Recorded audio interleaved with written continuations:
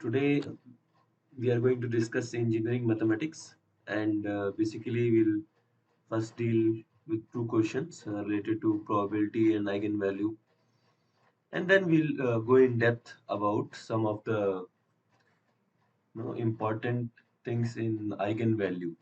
So main focus for today will be matrix eigenvalue. How do we calculate and rank, and then the topics like how many solutions will exist for this particular set of equations, simultaneous set of equations, something like that. Okay, so let's start. Let me change the color. So first question, gate 2017, set 2, question number 20. A two-faced fair coin, so fair coin, has its faces designated as head and tail. This coin is tossed three times in succession to record the following outcomes. So head, head, head.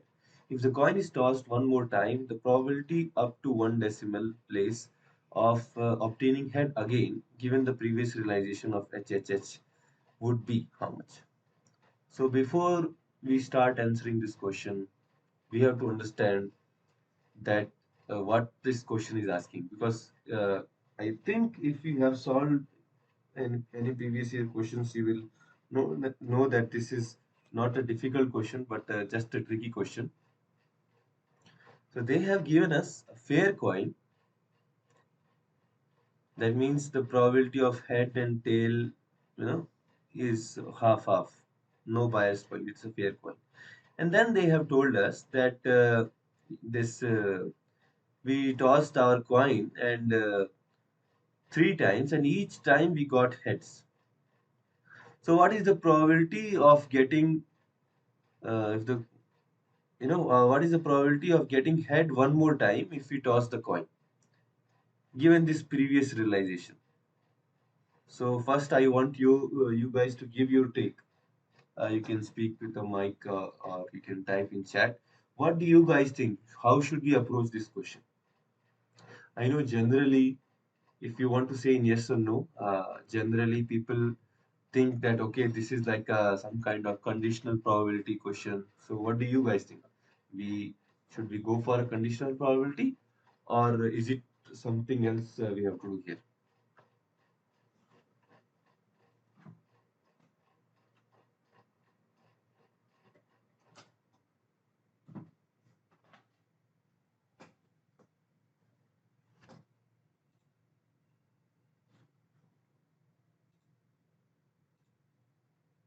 Okay.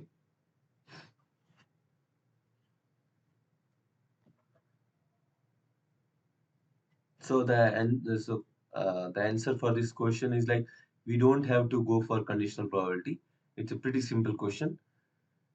These events, they are not related with each other. This coin is fair. So even though you have gotten three heads in your previous three tries, it doesn't impact the outcome of the fourth toss. The probability of getting head one more time, the probability of getting head in this fourth toss will be 1 by 2 only. Is that clear?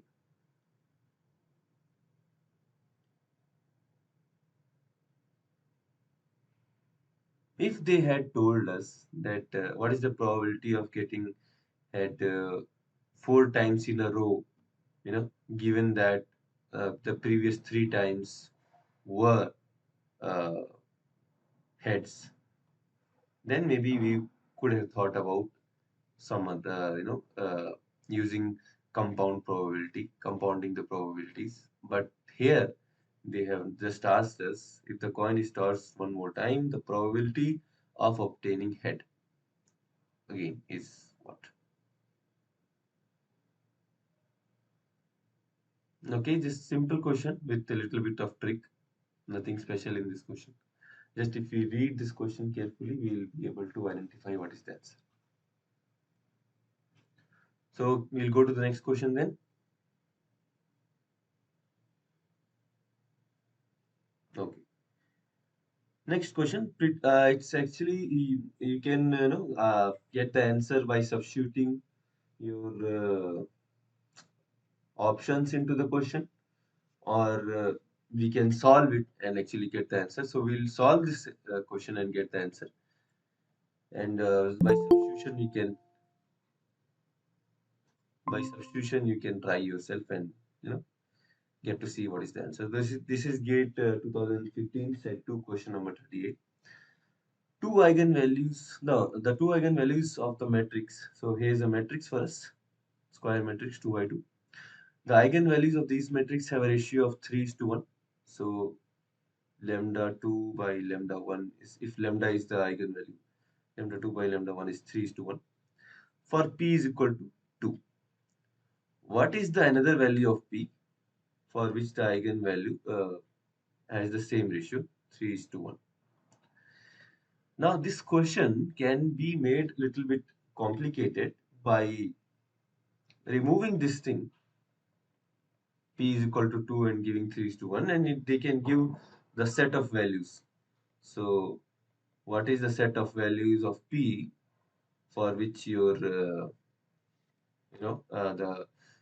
ratio of the eigenvalue is 3 is to 1? So, we'll try to solve that question, and because when we solve that question, both of these, both of these questions can be solved in one go.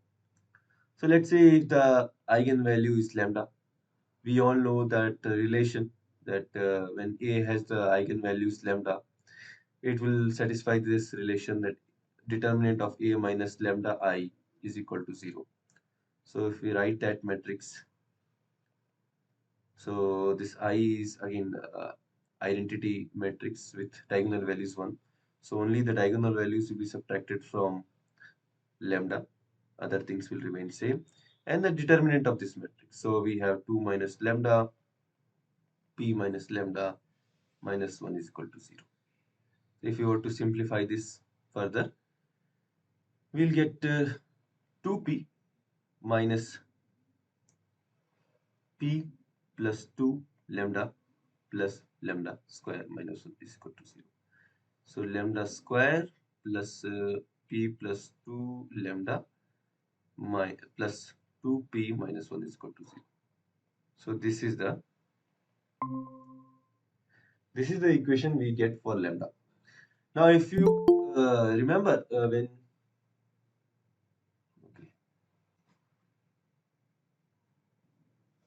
okay, just 1 minute, guys. I'm not sure whether I'm able to hear you. Can anyone speak up if so that I know that I'm able to hear you? Okay, okay. Thank you. Because usually when someone wants to join, I get a notification. This time I didn't get a notification, so that's why I was worried. Okay, so this is the quadratic equation that you get, also known as the characteristic equation of your matrix, the eigenvalue. And the eigenvalue satisfy this equation as well as the matrix. So if you just replace this lambda by a, you know, you can, sorry, this is p, this is not that. So you can write this. No, usually what will happen, sometimes I've seen these type of questions also, that they will give you the matrix and then they will give you a complicated, kind of equation, a polynomial that you have to solve for this particular matrix. And then they will say, okay, what is the value for this particular expression? And once you go to this characteristic equation by solving this determinant for the a minus lambda I, you will see that you are getting a similar equation. So sometimes it will be 0, or sometimes it will be they will just split this 2 into 2 and minus 3 here, something like that. So these can be used to solve that type of questions also. Just a little bit side note I took. I just remembered that this is also a good point. Okay, so this is the equation. If we solve this, we'll get our eigenvalues. So let's try to solve using the normal, we have all read this formula in our class 10th or something, I think, for solving the quadratic equation. That is, oh my God, I made a mistake here. This should be minus. p plus 2 minus b plus minus root under b square minus 4ac by 2a. So a here is 1, b is minus p,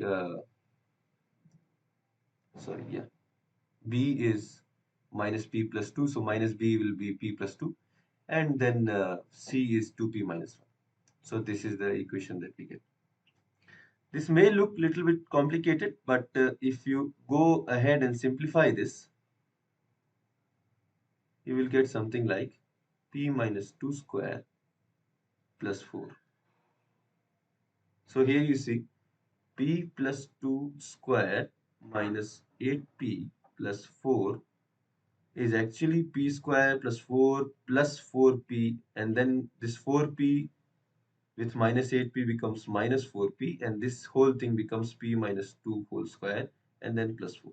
So that's why I could directly write p minus 2 whole square plus 4. Now, if you take the ratio, remember that the ratio was 3 is to 1. So definitely the higher power, the addition term will go up. And to avoid writing this big expression again and again, I'm just going to write this as k. And the lower eigenvalue will go down. And the 2 and 2 will get cancelled. So I can write the lambda 1 by lambda 2 like this. And that is what 3 is to 1 given in the question. So we can write it here as p plus 2 plus k is equal to 3, p plus 2 minus 3k. So basically 2p plus 2 is equal to 4k. Now what I will do, I remember that k is nothing but p minus 2 whole square plus 4. I will square both the sides. So 16, or maybe before squaring, I will make my life easy and remove this and make this 2. So after that I square it, I get a nice square term on this side, and I get a nice square term on this side. And let's try to simplify.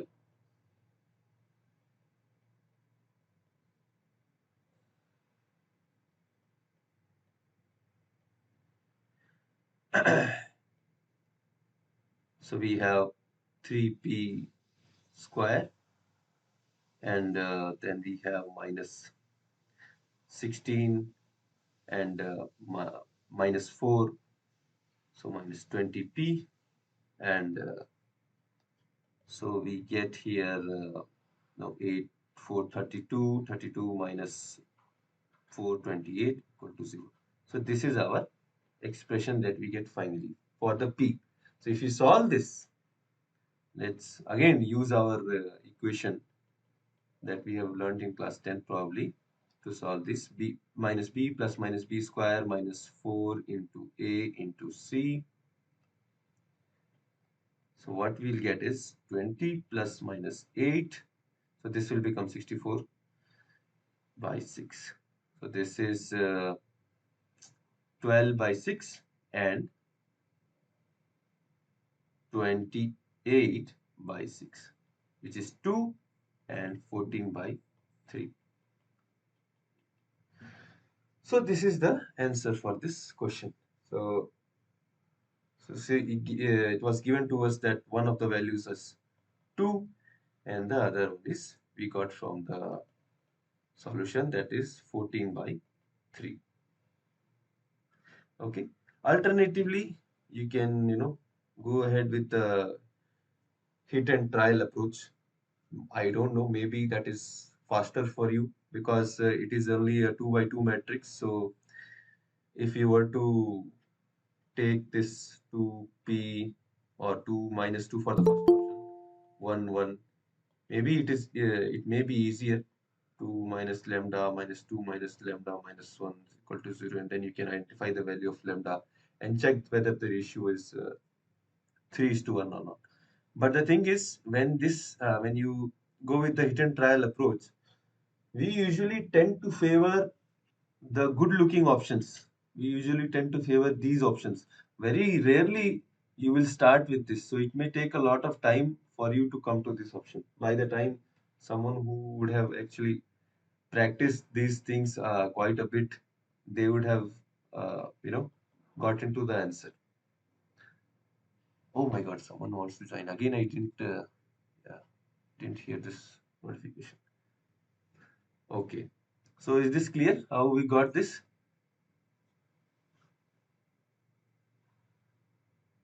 Pretty simple, just maybe a little bit lengthy. Question was simple.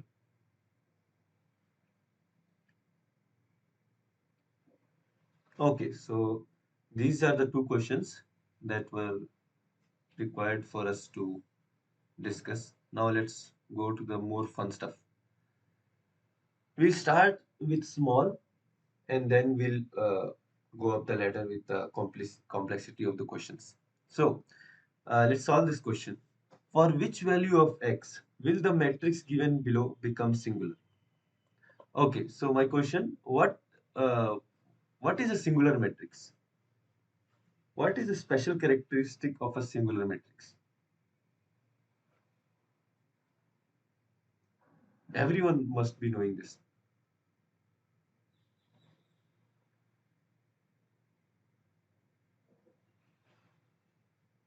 Hmm. I don't think that people don't know this,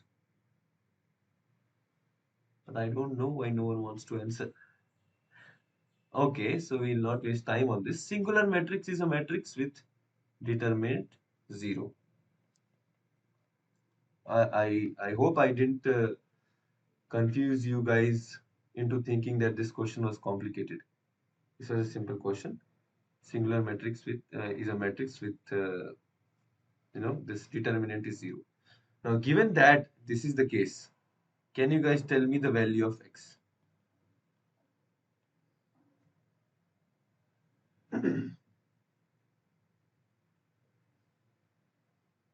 So if you guys tell me the value of x, then I'm going to write a solution.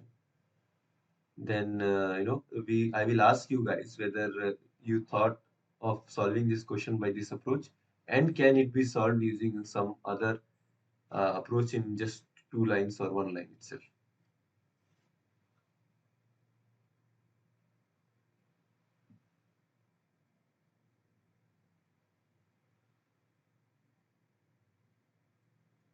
Okay, so everyone knows how to calculate the determinant of a matrix, right?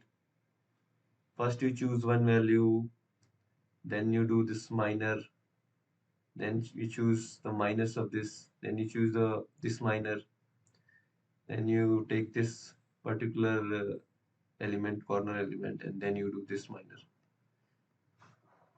Is that clear with everyone?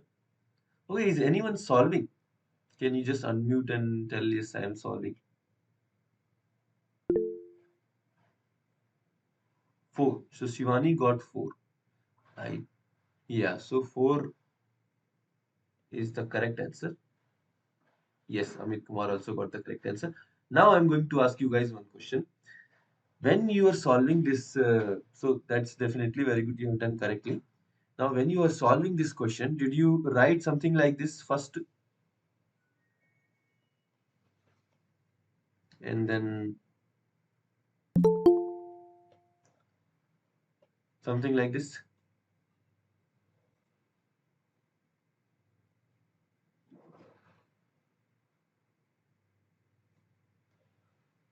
Perfect. Perfect. Yeah, that's what I wanted to say.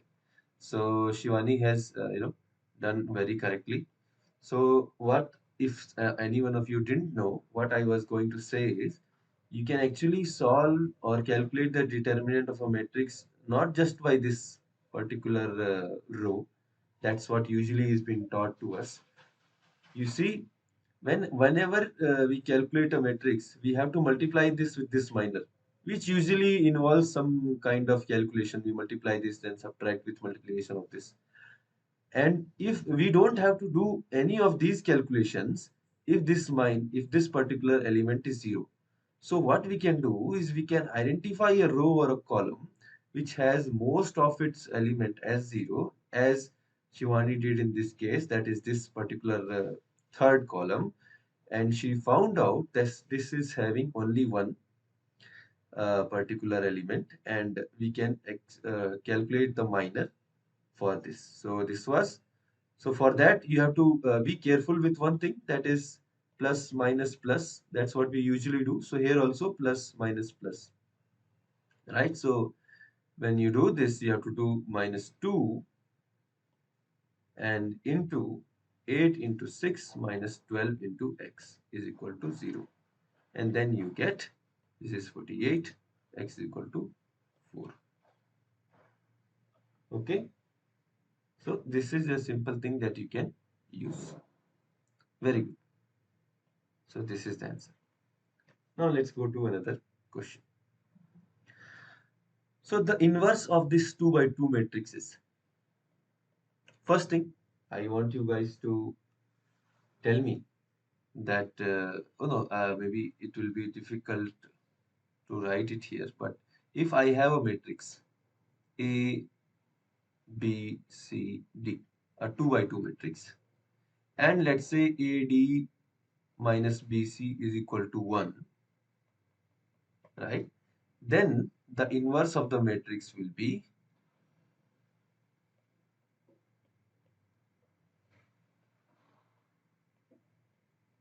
so I'm going to ask you, sorry, yeah, or this one. What is the inverse of a matrix for this particular 2 by 2 matrix? Option A, B, C, D.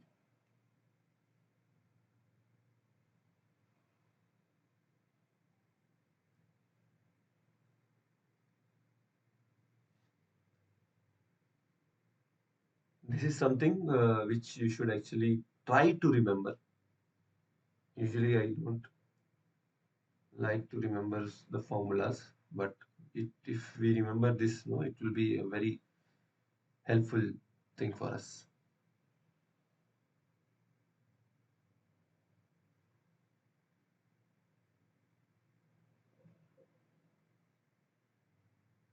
Correct. So for this, yeah, for this question, right? Yeah, it is option B. Okay. So what is this? How do we write this? See, when you have a 2 by 2 matrix, something like this, A, B, C, D, the inverse of that matrix will be 1 by the determinant into swap the diagonal columns and put minus sign on the B and C, non-diagonal elements. And since I already gave the determinant as 1 by giving this AD minus BC is equal to 1, we don't need to worry about this. And this becomes the, sorry, this becomes the inverse of that matrix. And you can multiply in check. Right? So what do we have to do? We have to swap the diagonal and minus with the uh, non-diagonal. Okay. Now let's use this.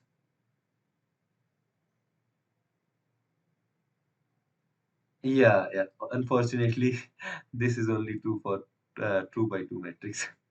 Yeah, I wish there was something like this for 3 by 3 also. Okay, so just try to remember this diagram if you want, and we can, let's use that for our, to solve our this question. Okay. So we have been given a matrix. Try to use this by the time I erase to solve this question.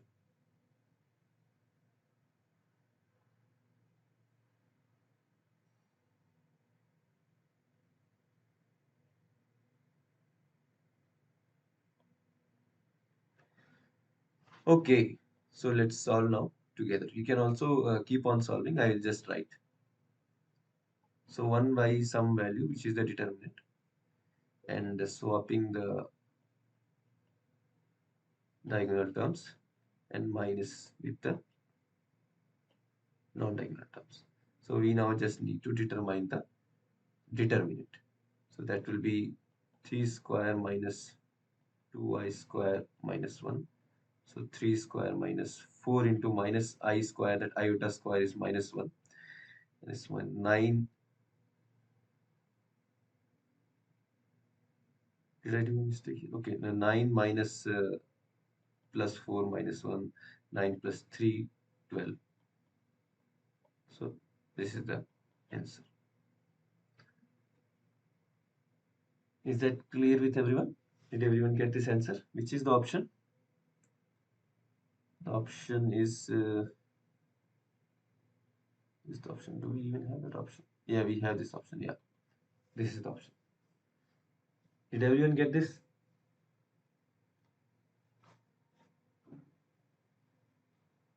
Okay. Oh, okay. I didn't. Okay, sorry, I didn't write this. See, so minus I into I. So this term also we have to worry about. So this is minus of iota square. Sorry, minus of iota square. Minus of iota square is what? Minus 1. So minus 1.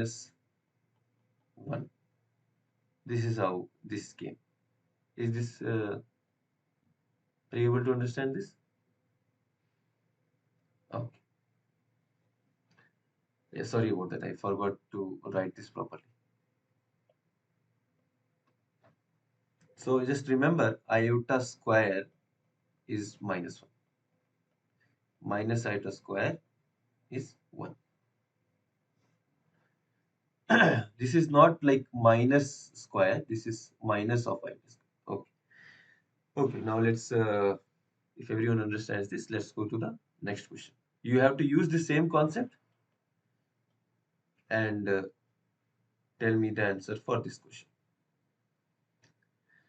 If A is a matrix, 2 by 2 matrix, 1, 10x minus 10x, 1, the determinant of A transpose into A inverse is how much? So I will write the A transpose here.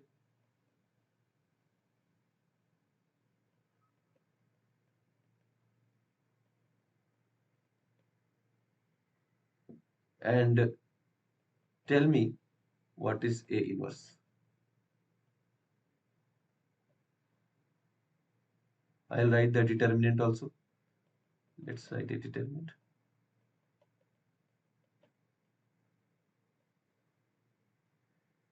Now tell me what is A inverse.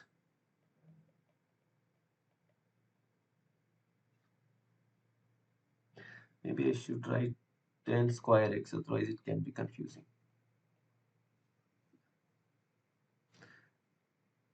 Do you see any relation between A transpose and this thing, A inverse?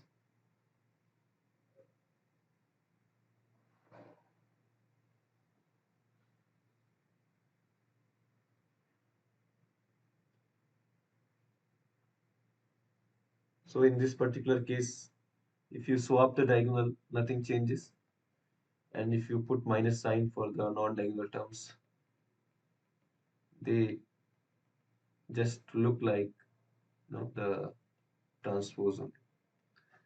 So now that you have these, you can just simply multiply A transpose with A inverse. That is just a multiplication of two matrices on its own. And what you will see is that you will get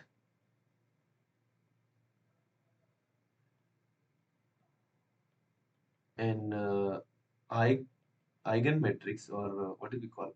Yeah, identity matrix with multiplication of the determinant of that particular matrix that we have in the start. So if I were to write this again more clearly, 1 1 0 0. And what is the determinant of this matrix? If let's say this is B, it is 1.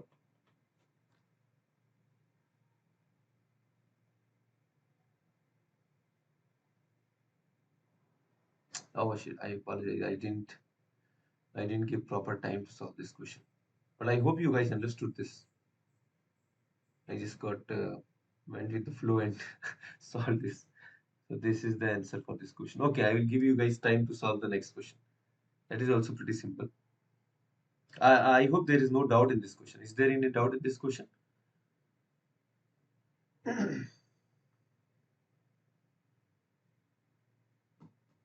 Okay, now let's go to the next question. Okay, so I will give you guys time to solve this question. The matrix is a 2 by 2 matrix. Uh, Now I want you guys to tell me what is the eigenvalue for this particular, what are the two eigenvalues for this particular matrix. I have told that to get the eigenvalue, we determine the, we put the determinant to this particular matrix as 0, and we use the characteristic equation for the given matrix to get the eigenvalues.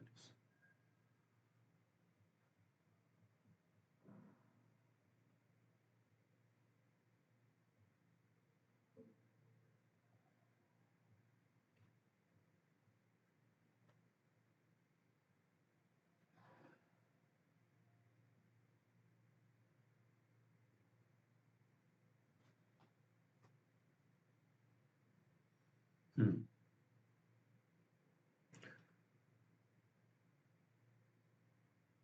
Answer Shivani has given as A. Maybe some calculation mistake. Can you check again? By the time also, let me also start writing. Vinay has given C. That is correct. Uh, so let us, you know, try to solve this. 4 minus lambda square minus 1 is equal to 0. 4 minus lambda is equal to plus minus 1. Lambda is equal to 3. No, sorry.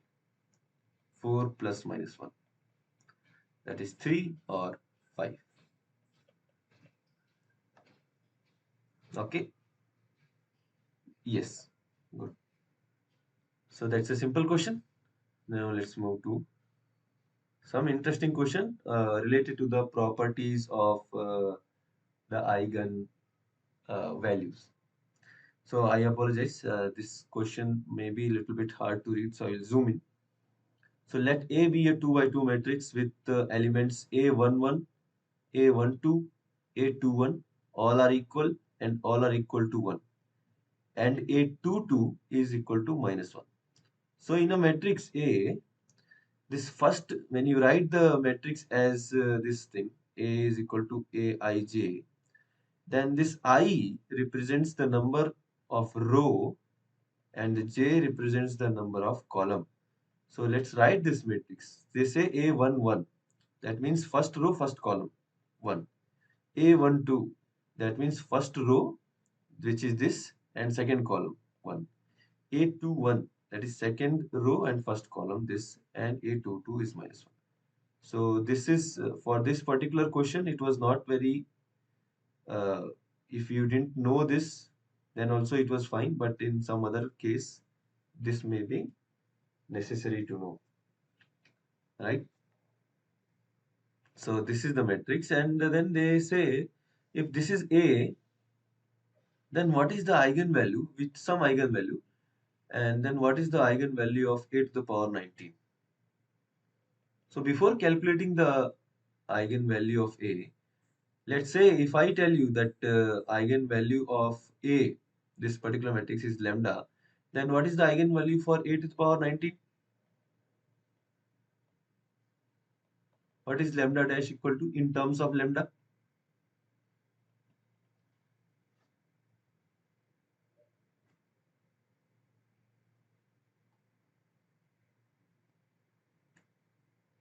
So this is a very simple question. If you think, if you are thinking something, I I bet it is right. So you can just come out and say it, whatever you are thinking right now, that the eigenvalue of A power 19 should be. I think you should trust your gut in for this question.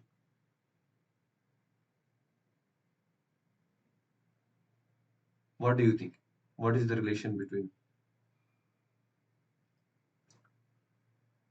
lambda or lambda dash and lambda. Let me help you with something. A to the power n, that is lambda dash. What is lambda dash in terms of lambda? And ka, that is lambda double dash. What is lambda dash in terms of lambda? Who can tell?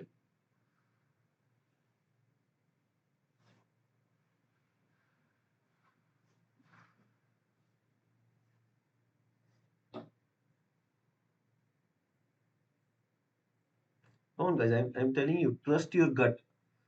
Whatever you think is correct here, probably it is correct. Okay, fine. We not made that long. So a power n will have eigenvalue lambda power n, k into a matrix where k is some kind of constant will have the lambda, eigenvalue as k into lambda.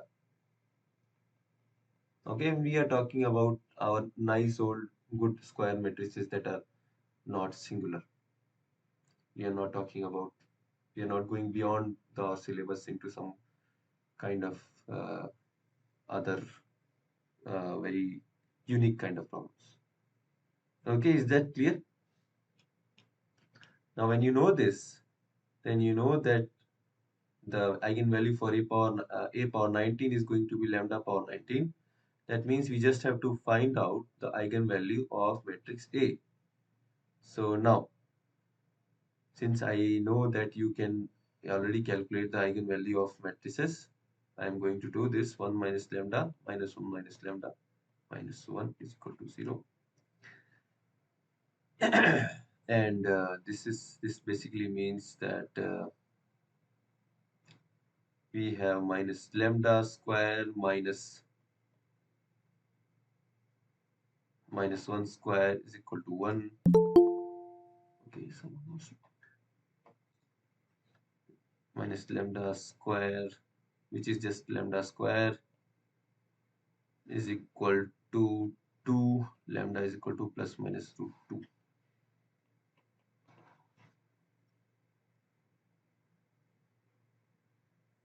Is everyone getting this? I tried to use some kind of shortcut here.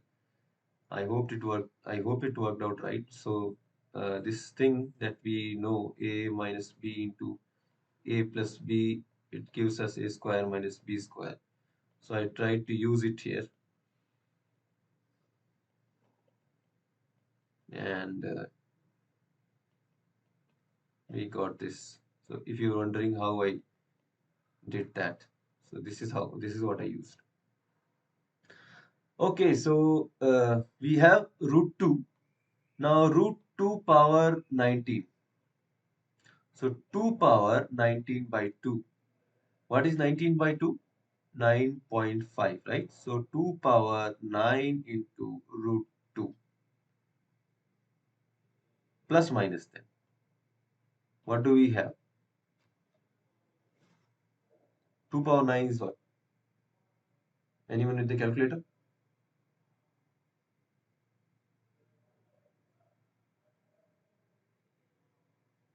Hmm. 2 power 9 is 512 plus minus 512. So the answer is D. Okay, I hope this is clear.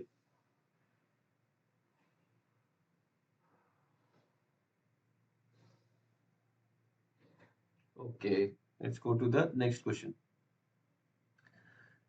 Now we will discuss three questions that will be related to the rank of the matrix, and using the rank, we will try to get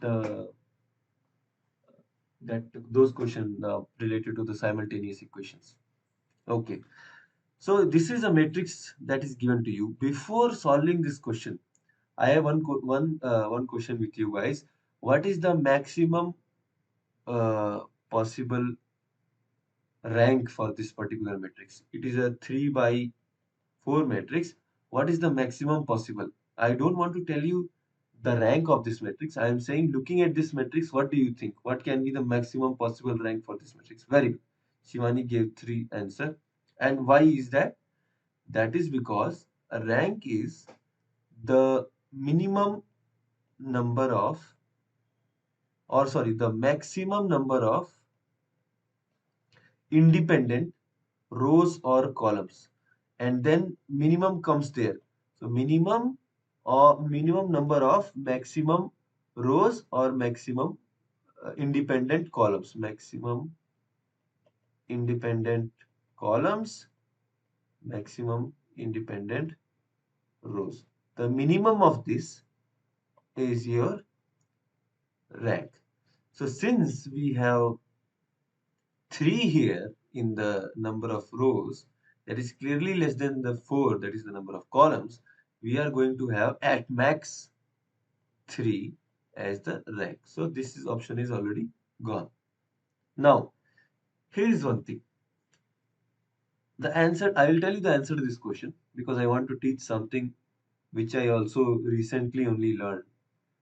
Uh, I am, as a matter of fact, today when I was solving this question, see, how I usually try to calculate the rank of a matrix is trying to see if these number of these rows have some kind of relation.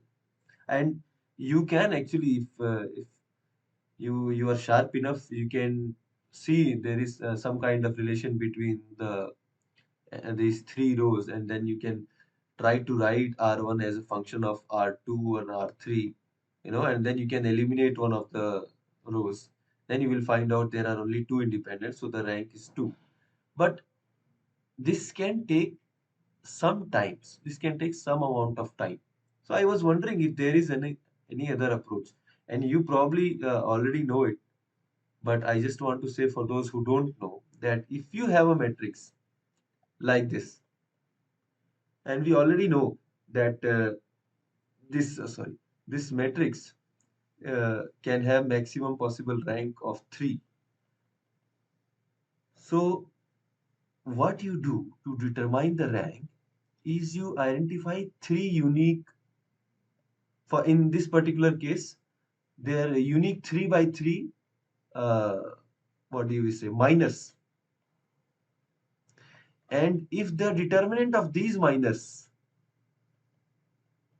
if any one of the minors has determinant not 0, so in this case, first now we are starting with 3 by 3, right? First now we are starting with 3 by 3. Any one of these minors have a determinant not equal to 0, then you can say the rank is 3. If all the minors have determinant equal to 0, then you go to 2 by 2. So you go to 2 by 2 and try to identify all the 2 by 2 minors. And then you see whether any one of the minor is having determinant not equal to 0. And if that is the case, the rank is 2. If again all the 2 by 2 minors have also determinant 0, then rank is 1. Otherwise, rank is 2. And if any of the 3 by 3 minors have determinant not equal to 0, then rank is 3. So let's see. We already know that rank cannot be 4 because the number of rows available is only 3. So let's try to separate the 3 by 3 minus and try to see what is the determinant of that. So first of all, what we see is this one. So let's try to calculate the determinant, and that will be 4 into 0 minus 4 minus 2 into 0 minus, sorry, no, 0 minus 8 plus 1 into 6 minus 6. So what is the determinant in the end? What do we find? The determinant is 0, right? So minus 16 and then plus 16, and then this is already 0. So this is 0. Similarly, if you were to do with this particular minus 2, 1, 3, 3, 4, 7, 1, 0, 1, this also determinant will end up coming 0. And if you do 4, 6, 2, these 3, 1, 4, 0, 3, 7, 1, this also will come out to be 0. And what else is left? So we did this. I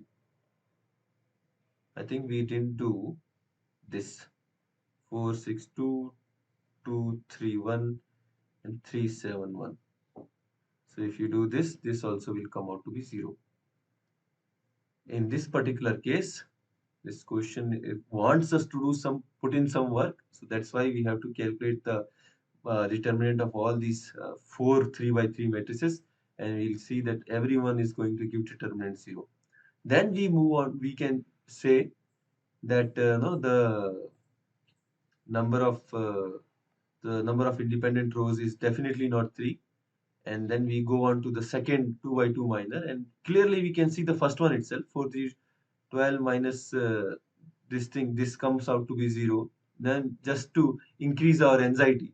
But in the later on, the second minor, that is 2, 4, 3, 1, we get to see that it is actually not equal to 0, and our rank will be 2. You can avoid all this, if you have that fast computational ability, and you can somehow identify some relation between these three. Because when the rank is not 3, that definitely means that these three are related to each other by some linear relation. So R1 will have a non-zero constant that will be related to R2 and R3. ABC not 0, not equal to 0 exists here. But I was just not capable enough to identify that relation, and that's how I got to know about this neat trick that we can use if we have time. So, were you guys able to see or identify any relation between these three rows by the time I was trying to explain this? Probably one of you might have been able to identify a relation. If not, then you can try, after the class or something, you can try to identify if there is a relation, because I can guarantee that there is a relation. I was just not able to identify that relation. So we know how to calculate rank if everything else fails and we cannot trust whether there is a relation or not. All right, so then let's try to use this to our advantage into the next question. Consider this set of simultaneous equations and tell me whether the solution exists or not, whether we have unique solution, exactly two solution, infinite number of solutions. So let me help you recall. So if we have ax is equal to b, then there is a set of rule that we follow to get the solution or to determine whether the solution exists or not. If the rank of a is equal to the rank of the adjunct matrix, that is A with B. The B, we just add the column into the matrix A, and then we call that adjunct matrix A, some line, vertical line B. If the rank is equal, then the solution exists. If this rank, which is when both are equal and n, and it is equal to the number of rows and columns, that is in this case for this square matrix. So if it is equal to 3, then we say there is a unique solution. If they are equal, but the n is less than 3, for this case, number of rows and columns, then we say there are infinitely many solutions. And the most easy case is if rank A is not equal to rank of the adjunct matrix, that is A vertical line B, A slash B, then we say there is no solution. So let me probably try to write this in a nicer way. So we have this, and there are two lines. First line says that rank of A is equal to rank of A adjunct B, and second says rank of A is not equal to rank of A adjunct B. So there is no solution and there is solution. If let's say this is equal to n is less than the number of columns. So maybe we usually write the number of columns, rows and columns in a square matrix as n. So let me just use the rank here as m and then less than n, or maybe just for simplicity we'll keep it as r. If r is less than n, then infinite solutions, and if r is equal to n, then we have unique solution.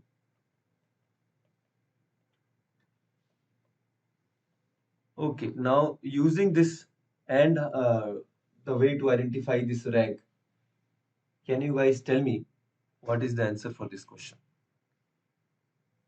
One more thing, I think again you guys already know, but just for a revision, let's say you have a 3 by 3 matrix, some values are there, and the determinant of that matrix is 0. Then can the rank, I want you guys to answer in yes and no, can the rank of that matrix be equal to 3?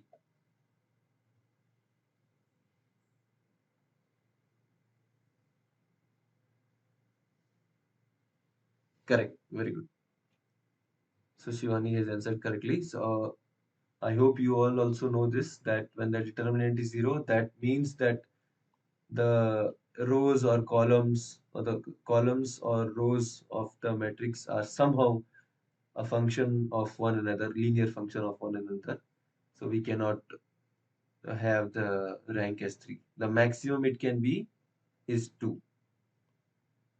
That also we have to check, right? Okay, so using this uh, logic and the information that I gave earlier, let's try to identify whether we have a solution, we have infinitely many solutions, or we don't have any solution. So when I said A adjunct B, I meant this particular expression. Okay, so I want to get the rank of A first. So I want to get determinant. When you compute this determinant, you will see that it comes out to be 0, right?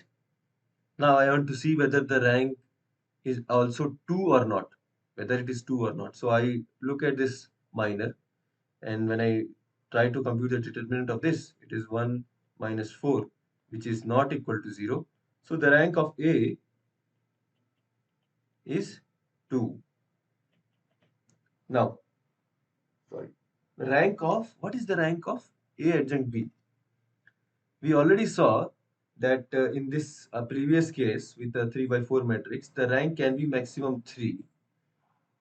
And we saw that we can identify whether it is a 3 or not by checking the 3 minors.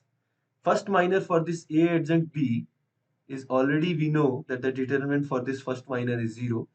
Let's try to see whether this minor is also giving the determinant 0 or not.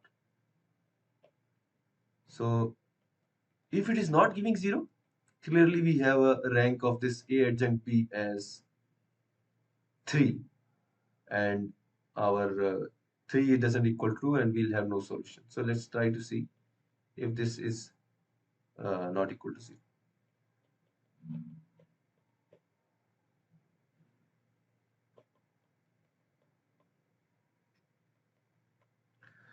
So what does this come out to be? 8 plus 1 minus 6, which is not equal to 0. So that means the rank for our A adjunct B is equal to 3, which is not equal to the rank of A, that is 2. That means we have no solution. Doesn't everyone get this?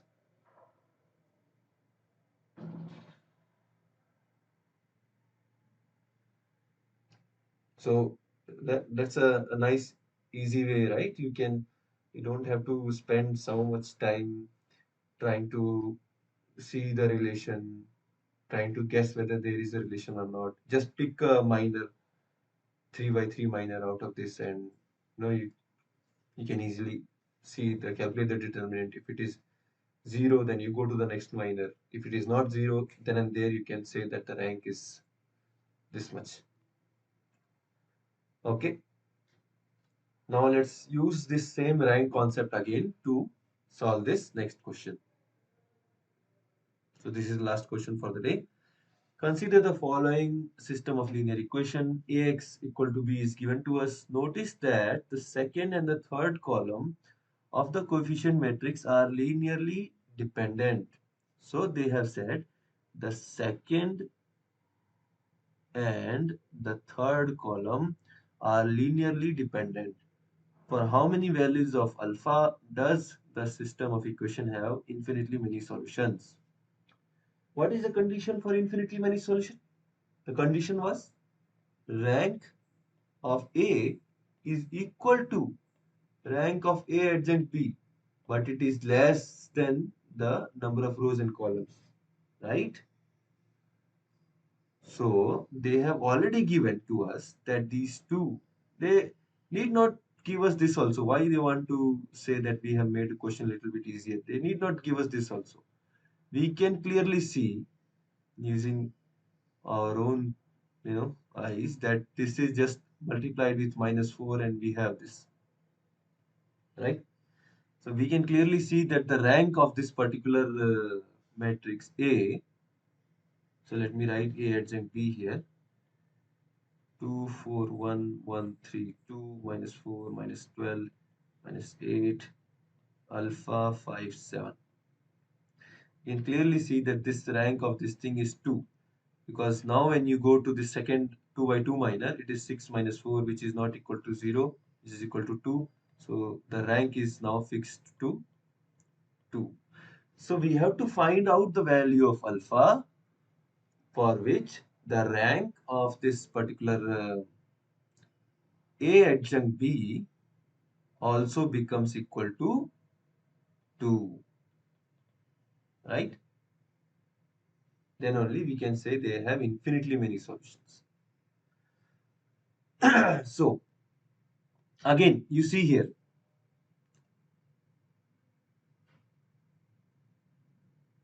for that to happen, what condition we need? We need the condition that all the 3 by 3 minors of this particular 3 by 4 need to have determinant 0, right? Now look at this, a very interesting thing here, that whenever you are going to make a 3 by 3 minor that is going to have these two linearly dependent columns in them, the determinant will already automatically become 0. So how many 3 by 3 we can remove? The first one already we know it is 0. Let me change the color. The first one already we know the determinant of this is 0. This one already we know the determinant is 0. We just need to check the 3 by 3, that is this, and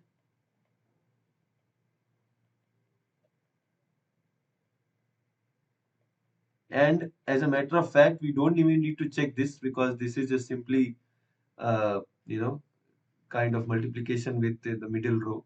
So but still we'll check both of these things. We'll put the determinant of these things equal to 0. And why am I saying that we only need to check these two? Why do not we need to go and check the 2 by 2 minors? That is because there are 2 by 2 minors that are not involving this alpha, where we can clearly, sorry, I didn't mean to have this color, where we can clearly see that the determinant is not equal to 0. So the rank 2 is fixed. But for rank not to be 3, we need to make sure that these two minors have the determinant equal to 0. So let's try to solve this and see what we get. So we have 2, 21 minus 10 plus, minus 1, and 28 minus 5 plus alpha 8 minus 3 equal to 0. When you solve this, you will see This is nothing but minus 1 plus 5 alpha is equal to 0, alpha is equal to 1 by 5. And when you solve this particular determinant, I'm not going to solve it here, you will end up with the same expression, that is alpha is equal to 1 by 5. Right? So if alpha is equal to 1 by 5, we can clearly see that all the four 3 by 3 kind of minors for this 3 by 4 matrix are going to be 0. And we already clearly see that the 2 by 2, one of the 2 by 2 minors is not equal to, the determinant for that is not equal to 0. So the rank is 2 for this A adjunct B matrix when the alpha is 1 by 5. So we can say that for how many values alpha, one value of alpha, this set of equation is going to have infinitely many solutions. And that value of alpha is 1 by 5. Okay.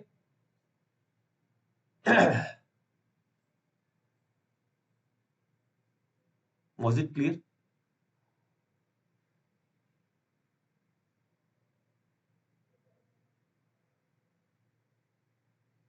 So if you don't have any doubt, then we'll call it a day. That's all for, yeah, that's all for today's discussion.